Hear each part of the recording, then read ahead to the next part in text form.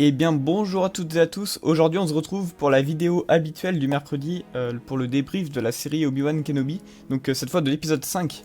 Alors cette fois, donc comme d'habitude, il y aura une partie non spoiler et une partie spoiler. Donc là pour la partie non spoiler, je vous donne mon avis vite fait. J'ai adoré, c'était vraiment... alors je pense pas que c'était le meilleur épisode, parce que c'est un peu... Ah je sais pas comment dire, mais c'est pas en fait il est pas forcément... Moi mon épisode préféré jusque là c'était peut-être le premier, pour son côté un peu posé, justement, il pose vraiment les bases et on voit des trucs. Bah, après, je vous dis pas parce qu'on se dit spoil, mais on voit des trucs vraiment intéressants. Alors que là, c'est peut-être un peu plus action, et donc c'est pas forcément le même style, et donc je sais pas si c'est judicieux de les comparer, mais c'est vrai que c'était un épisode excellent, et je vous conseille vraiment de le regarder. Par contre, la réalisation, à certains moments, peut-être, ouais, ça pêche un peu, donc après, faut pas oublier que c'est pas le budget des films, hein, ça n'a rien. C'est ça, en fait, nous on est habitué à voir Star Wars en live action avec le budget des films. Ou même avec The Clone Wars où c'est tout le temps bien animé, Rebels pareil, c'est... Enfin à part pour les premières saisons de Clone Wars où c'est un peu horrible, mais la saison 7 par exemple elle est sublime en termes d'animation quoi. Donc c'est vrai que là c'est les séries, Mando, le début de Mando c'était un peu compliqué, enfin ça allait mais c'est vrai que ça pêchait un peu. La saison 2 ça allait et Boba Fett hormis la course poursuite là avec les punks, bah c'était plutôt bien aussi. Là c'est vrai que la série Kenobi, vu que c'est un peu en fait dans le style c'est beaucoup plus proche d'un film que Mando ou Boba, donc ça pêche un peu par moment, donc voilà. Mais après c'est le petit défaut de l'épisode, mais globalement y a pas grand chose à dire de négatif. Et puis là on va attaquer vraiment les points positifs et le meilleur de l'épisode, donc on passe dans la partie spoiler. Mais voilà, globalement si vous voulez un avis sans spoiler, bah foncez, il est excellent. Donc c'est parti pour la partie spoiler. Alors, est-ce que je voulais commencer par le défaut que j'ai trouvé un peu de l'épisode, et je vais commencer par ça. Du coup, c'est vraiment la réalisation, comme je vous l'ai dit, c'est en fait la caméra, je trouve, elle tremble un peu. Je sais pas, dites-moi dans les commentaires si vous trouvez que ça fait ça, mais je trouve par moment, alors après c'est peut-être une manière de filmer aussi, mais je trouve la caméra par moment ça tremble un peu, et, et du coup c'est un peu, c'est pas, des fois c'est moins agréable à regarder, on voit moins bien ce qui se passe, etc. Alors c'est peut-être pour donner un peu l'impression de, pour stresser un peu le spectateur, etc. Donc je sais pas pourquoi ils ont fait ça, mais je trouve que c'est un peu, et je trouvais que ça faisait pas ça dans les autres épisodes, alors un peu mais moins. Là je trouvais que c'est un peu abusé par moment, notamment à un moment où Vador il s'apprête à arriver. Et les gens commencent un peu à fuir, à courir dans tous les sens, et là ça tremble pas mal, donc je trouve que c'est un peu chiant. Pour regarder, on voit moins bien ce qui se passe, etc. Donc dites-moi dans les commentaires si vous avez eu cette impression aussi. Mais globalement, l'impression elle a duré que pendant peut-être 2-3 minutes de l'épisode, et le reste ça allait, donc heureusement. Voilà, donc je voulais passer donc déjà dès le début de l'épisode. Donc là, la suite sera que des points positifs. Dès le début de l'épisode, on a le flashback avec Anakin et Obi-Wan. Et ça, franchement, c'était une superbe idée. Alors déjà, il y a un détail intéressant, c'est qu'en fait, c'est super d'avoir ça. Parce que là, c'est la première fois qu'on voit ça en live action. C'est un entraînement vraiment de Padawan, mais un entraînement vraiment entre le maître, le maître et le Padawan au sabre laser, quoi. Donc c'est pas un petit entraînement genre, ouais, soulève une pierre, non. Là, c'est vraiment, il prend son sabre, là, donc là, c'est vraiment un Padawan assez expérimenté, tu vois. Et là, c'est la révision pour les épreuves pour passer Chevalier Jedi, tu vois. Non, quand même pas, mais... Et du coup, je trouvais ça super cool de voir ça. Et d'ailleurs, le détail intéressant, c'est qu'en fait, à un moment, si vous regardez bien, le sabre d'Anakin, bon, ça se voit quand même pas mal. Le sabre d'Anakin, en fait, c'est le même que le sabre qu'il a dans l'épisode 2, en fait. C'est pas le sabre qu'il a dans l'épisode 3, donc ça nous montre qu'en fait, parce que ce sabre-là, il l'a perdu dans l'épisode 2 sur Geonosis. Et donc, ça nous montre que, bah, en fait, cet épisode, enfin, ce flashback se déroule avant l'attaque des clones. Donc c'est pas genre pendant la période The Clone Wars où... pour ça il y en a beaucoup qui voudraient voir Ashoka dans les flashbacks. Alors déjà je sais pas si on aura d'autres flashbacks. Peut-être, hein, c'est pas impossible. Mais je sais pas, je suis pas sûr de ça. Surtout que l'épisode final il doit mettre quand même pas mal de trucs en avant, on va en reparler après. Mais donc je suis pas sûr qu'ils auraient le temps de faire ça. Et ceux qui veulent voir des flashbacks avec Ahsoka, déjà c'est un peu hors série par rapport à la série. C'est un peu hors sujet je veux dire. Mais je veux dire... vu que les flashbacks jusque-là ils étaient quand même... Bah à part pour l'ordre 66, sinon c'était avant l'épisode 2, bah du coup je sais pas, il y a pas trop de chance pour qu'on voit Ahsoka dans les flashbacks. En tout cas moi c'est pas forcément un truc que j'attends énormément, enfin Ahsoka on l'a quand même beaucoup vu dans les séries, dans The Clone Wars, on l'a même vu dans Boba Fett alors qu'elle avait rien à faire là, même si la scène était super stylée, hein. Bref. Et du coup voilà, les flashbacks je trouve que c'était bien amené, et surtout qu'ils étaient un peu du point de vue de Vador dans un premier temps, et aussi du point de vue d'Obi-Wan. Donc il y a vraiment une vraie connexion entre le maître et l'apprenti dans la série, et ça fait vraiment plaisir, je trouve que c'est un peu le cœur de la série, et ils ont très bien exploité ça. Et donc là, ça a vraiment du sens de ramener Vador et de créer vraiment une connexion comme ça avec Obi-Wan. Parce que même si, bien sûr, Vador est devenu un seigneur Sith et qu'il est maintenant l'apprenti de Dark Sidious, bah, il reste quand même au fond un peu l'apprenti de Obi-Wan, et il y a au moins toujours cette connexion qui est présente. Et ça se sentait aussi quand ils étaient dans la cuve à Bacta tous les deux. Il y avait un parallèle, et ça aussi dans l'épisode, c'était l'épisode 4 ou l'épisode 3, je me rappelle plus. Et donc non, c'était l'épisode 4. Et donc il y avait aussi un parallèle comme ça, et je trouvais que c'était vraiment excellent, c'était une super idée. Donc voilà, donc sinon l'entraînement est très, très classe, la chorégraphie elle fait très, c'est vrai que ça fait très épisode de combat épisode 3. Donc faudrait que je regarde, mais après non, c'est plutôt classe. Par contre ouais, le petit défaut c'est juste que le visage d'Obi-Wan encore je trouve il est plutôt bien réussi, mais évidemment parce qu'il doit être beaucoup plus jeune alors que les acteurs ont vieilli. Ils ont repris les mêmes acteurs, ils ont repris Hayden Christensen et Ewan McGregor. Le truc c'est qu'Anakin, on sent qu'il est quand même plus vieux, et ça se voit, il a des rides, etc. Donc je sais pas s'ils ont essayé de le maquiller ou de lui mettre un peu de CGI pour rajeunir le visage.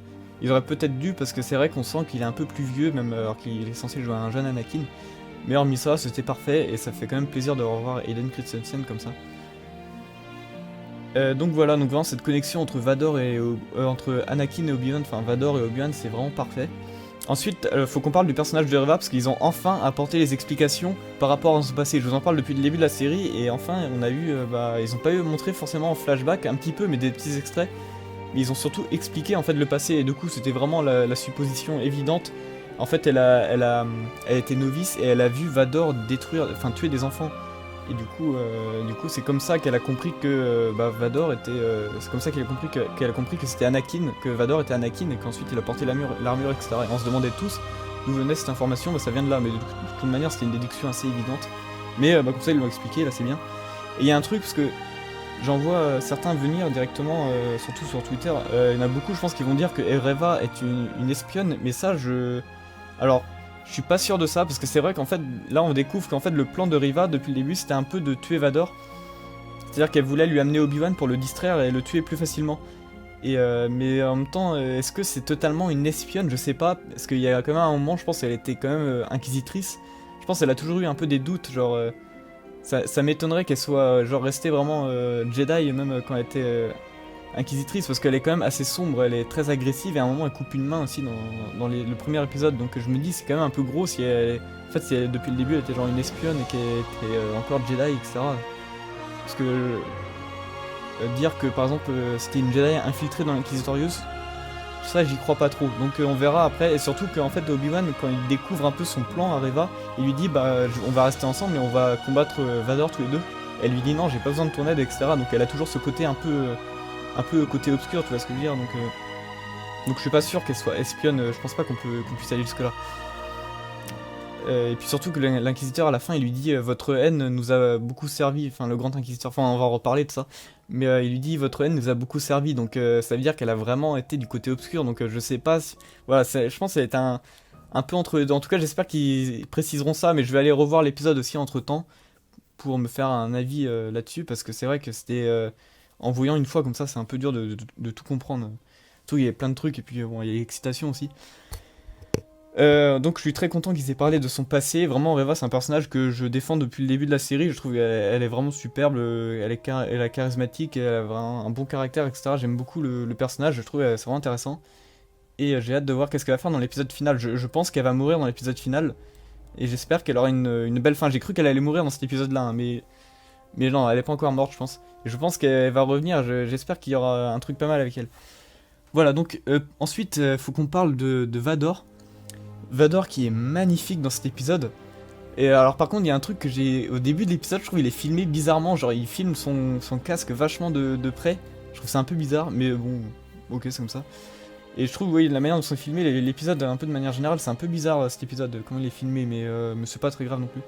Mais c'est surtout à un moment il va arriver du coup sur la planète, et on sent vraiment qu'il est énervé, il veut retrouver Obi-Wan, et là à un moment il va ouvrir une porte et il va carrément rattraper le vaisseau.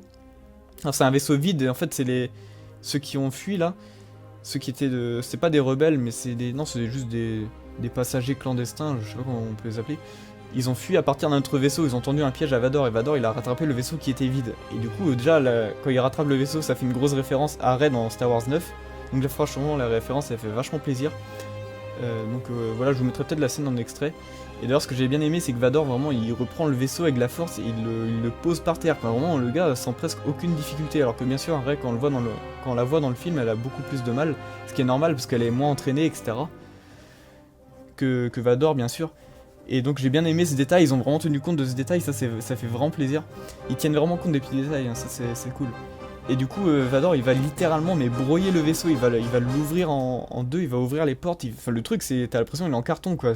La puissance de Vador à ce moment-là, c'est juste un truc de malade. Et là, t'as Reva qui arrive derrière, et du coup, elle veut un peu exécuter son plan. Et vu que Vador est entre guillemets distrait, enfin, il était comme ça selon elle. Enfin, en fait, c'était le plan, parce que vu qu'il devait retrouver Obi-Wan, et bah en fait, il devait, du coup, pour Obi-Wan lui avait dit, bah vu qu'il va me retrouver, il sera concentré que sur moi et vous pourrez l'attaquer. Sauf que c'est pas le cas là, parce que là, Vador il est bien énervé. Du coup, t'as Reva qui arrive par derrière et qui essaye d'un peu de l'attaquer, etc. Et le gars, déjà, il combat sans sabre laser. Ça, c'est un truc que j'ai adoré. Il ne prend pas du tout son sabre laser, il utilise uniquement la force. Là, ça rend bien hommage. Bon, hommage, même si bien sûr, Vador c'est un Sith, c'est pas un Jedi. Mais ça rend bien hommage aux phrases que disait Yoda. Genre, les armes, t'en auras pas besoin, etc. Tu sais, il faisait souvent comprendre Yoda que un sabre laser, en vrai, ça valait pas grand chose. Quand t'es vraiment un Jedi puissant, tu peux utiliser la force, quoi. Et c'est ça la vraie arme du Jedi. Comment il dit, comme mon allié est la force, etc. Et c'est celle de mes alliés la plus puissante. Donc voilà, mais après Vador c'est un Sith, donc c'est quand même une philosophie un peu différente, mais il y a l'idée, et j'ai beaucoup aimé, donc il repose Reva, il arrive même à stopper, elle fait tourner son sabre, etc. Il arrive à arrêter la lame qui tourne, etc. Vraiment, il est surpuissant dans... Franchement, je pense que cette scène dans cette série, et la scène dans Fallen Order, où vraiment il fout tout en l'air avec Cal Kestis, je pense que c'est les deux moments où à l'écran on a montré vraiment la toute puissance de Vador. Faut savoir, il y a aussi des comics, alors moi je les ai pas forcément lus les comics, mais je me renseigne pas mal avec les vidéos de Signball et d'Absolute. Et il faut savoir que dans les comics, Vador il fait des sacrées démonstrations aussi, notamment dans un comics où il avait un peu confronté Sidious sur Exegol, justement, il avait trouvé Exegol. Il y avait une histoire comme ça, mais bon, Sidious il lui avait bien rappelé à ce moment-là qui était le maître. Hein. Et Sidious, ouais, dites-vous que Vador, déjà, s'il est ultra puissant comme ça, c'est rien par rapport à Sidious, donc ça, c'est un truc de ouf. Mais vraiment, dans cet épisode, il était vraiment surpuissant. Il arrive vraiment au début à combattre Reva sans du tout utiliser son arme, quoi. Et ça fait vraiment plaisir. Et même un moment, ce que j'ai bien aimé, c'est qu'en fait, il va arriver à arracher des mains avec la force le sabre de Reva. Et il va pas l'achever comme ça, tu vois, il va découper le sabre en deux, parce qu'en fait, le sabre des Inquisiteurs, ils peuvent se découper en deux. Alors, je sais plus s'ils avaient déjà fait ça dans Rebels. Mais je sais que par exemple, en fait, dans Fallen Order, le sabre de Cal Kestis, il peut se décomposer en deux. Donc c'est un truc qu'ont les sabres, certains doubles sabres peuvent se diviser en deux, c'est comme ça. Et donc c'est sûrement comme ça qu'était fait aussi le sabre de Reva. Et du coup, Vador, il lui divise son sabre en deux, il donne une partie à Reva, il lui lance par terre comme ça, il lui met au défi, quoi. Et du coup, le combat il commence et vraiment, elle est pas à la hauteur. Hein. Vador, il fait que d'esquiver, tu sens vraiment la puissance du Sith, quoi. Et après, il l'a mis à terre, et du coup, il y a des parallèles aussi entre. C'est là qu'on comprend que du coup, c'est vraiment lui qui avait, dans un premier temps, blessé Reva quand elle était novice, et après, elle avait fait croire qu'elle était morte, c'est ce qu'elle explique justement dans la série. Et c'était du coup, voilà, c'était plutôt Anakin qui avait blessé Reva quand elle était novice, et là, du coup, c'est Vador, du coup, il y a des parallèles avec ça, etc. Ça, j'ai vraiment trouvé ça bien fait aussi. Et là, du coup, t'as Reva qui est à terre, alors je sais plus où il a planté son sabre, c'est pas au niveau du cœur, je crois, bah, sinon elle serait morte, quoi. Mais c'est pas loin, je pense, et du coup, bah, ça fait pas du bien, quoi. Mais du coup, là, t'as le Grand Inquisiteur qui arrive, et là, bien sûr, enfin, le retour du Grand Inquisiteur. On se demandait tous, bien sûr, où il était, parce qu'il s'était pris le sabre dans le bide, du coup. Si mes souvenirs sont bons, c'était vraiment dans le ventre. Du coup, dans l'épisode 2, c'est ça, dans l'épisode 2. Et du coup, on se disait, il y en avait plein qui disaient, ouais, c'est incohérent par rapport à Star Wars Rebels, ils vont décanoniser Star Wars Rebels et tout, c'est du grand n'importe quoi. Bien sûr, c'est pas du tout le cas. En fait, faut savoir que les Pohan, c'est l'espèce du Grand Inquisiteur, et ils doivent avoir 2 estomacs. Je crois que c'est 2 estomacs qu'ils ont, ou 2 cœurs, un truc comme ça. Mais je crois, bah, du coup, dans son cas, que c'est 2 estomacs. Et du coup, bah, ça lui a rien fait. Enfin, sur le coup, il a eu un peu mal, quoi. Il était un peu cané, quoi. Mais après, bien sûr, les revenus, c'était aussi pour nous faire croire, bien sûr, hein, pour maintenir le suspense. Parce qu'on sait tous, bien sûr, ils savent très bien que les fans un peu hardcore comme ça, qui ont vu tous les dessins animés, qui ont vu Rebelle, ils savent très bien qu'il peut pas mourir maintenant, le Grand Inquisiteur. Ni après, parce qu'il meurt dans Rebels aussi, donc il peut pas être après. Enfin bref. Et du coup, bah, du coup, qu'est-ce que j'allais dire? Non, du coup, il est de retour, il revient, enfin, on a la réponse par rapport à ça. Et en fait, il était un peu dans le coup depuis le début, parce que Vador devait avoir sûrement des doutes par rapport à Riva, et il voulait un peu la tester. Et du coup, bah, en fait, ses doutes se sont confirmés, et du coup, il était avec le Grand Inquisiteur depuis le début. C'est pour ça que Reva lui disait, ouais, il est mort, etc. Mais en fait, non, il était. Alors, je sais pas si. Je pense pas que les autres Inquisiteurs, genre le cinquième frère, etc., ils étaient au courant. Mais Vador, lui, il savait tout. Et le Grand Inquisiteur, il était auprès de Vador depuis le début, quoi. Enfin, il était retourné auprès de Vador. Et là, du coup, t'as vraiment l'Inquisiteur et Vador, vraiment tous les deux, qui ont vraiment comploté, là, ils ont vraiment géré. Et donc voilà, l'épisode il se finit là-dessus.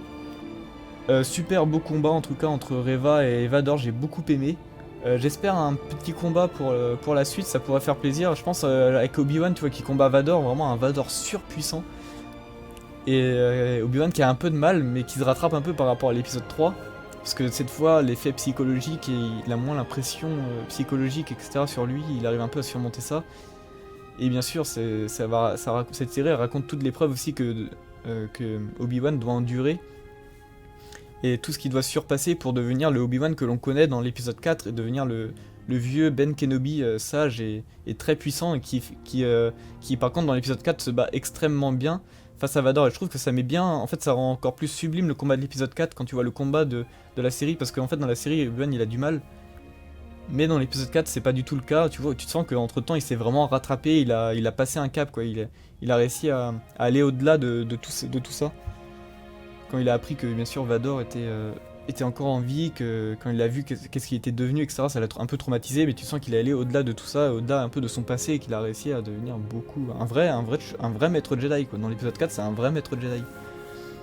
Et il combat Vador super bien, et pour moi symboliquement il a tout gagné Obi-Wan dans l'épisode 4, je crois que je le dis depuis dans chaque vidéo où je parle de leur combat. Mais pour moi symboliquement il a totalement gagné, parce qu'en fait il a fait exactement ce qu'il voulait. Il s'est sacrifié pour sauver Luke et Leia, il est mort dans la Force. Franchement, Vador il a rien gagné lui à part la mort de son maître. Voilà, il a. Ok, donc si vous voulez, il a gagné le combat, mais pour moi symboliquement, Obi-Wan a tout gagné quoi. Donc voilà. Voilà ce que je voulais dire, et du coup, je pense qu'il y aura un beau combat final pour la série, c'est assez évident. Et je pense peut-être que Riva arrivera peut-être pour aider un peu Obi-Wan, et je pense qu'elle va mourir comme ça, genre. Elle n'est pas de taille face à Vador, mais elle va quand même tout donner pour l'affronter et un peu se venger aussi de ce qu'il a fait aux autres novices. Et peut-être qu'ils vont un peu préciser la place de Reva depuis le début dans tout ça. Est-ce qu'elle était espionne? Est-ce qu'elle était encore Jedi? Ça je pense pas. Ou est-ce qu'elle était plutôt genre un peu inquisitrice, un peu perdue, et du coup c'est justement en fait ce côté perdu, tu vois, ce côté un peu tranché en deux entre son passé et ce qu'elle est maintenant, et sachant qu'elle a déjà fait beaucoup de mal, etc., qui la poussait justement dans sa haine, tu vois. En gros, elle a des problèmes et du coup, elle se réfugie un peu dans la haine. Et c'est pour ça qu'elle est très nerveuse, parce qu'en fait, elle se comporte pas comme les autres inquisiteurs qui, eux, du coup, ont moins de problèmes et regrettent pas leur passé, en fait. Eux, ils regrettent pas leur passé, et ça se voit, ils sont beaucoup plus contrôlés, même s'ils contrôlent le côté obscur, etc. Ils sont beaucoup plus contrôlés dans leur manière d'agir, alors que Reva, elle a vraiment la haine tout le temps. Et même, elle coupe une main à une personne... à une civile dans l'épisode 1, tu vois, des trucs comme ça. Donc ça montre que le personnage, il a quelque chose de psychologique en lui. C'est un peu... En fait, Reva me fait énormément penser à Kylo Ren. Kylo Ren, c'est exactement ça. Vador, c'est aussi ça, bien sûr, parce que Vador, il est pareil. Quand tu vois sa haine aussi, pareil. Et du coup, je voulais terminer l'épisode en parlant de Luke, parce qu'on revoit Luke, enfin, enfant. Et du coup, sur Tatooine... Alors, c'est pas genre en mode Obi-Wan, il se rend sur Tatooine, ni quoi que ce soit. Mais c'est en fait, en gros, t'avais... Bail Organa qui avait contacté Obi-Wan à travers l'appareil, le petit holo, le petit holoprojecteur, je sais plus comment ça s'appelle.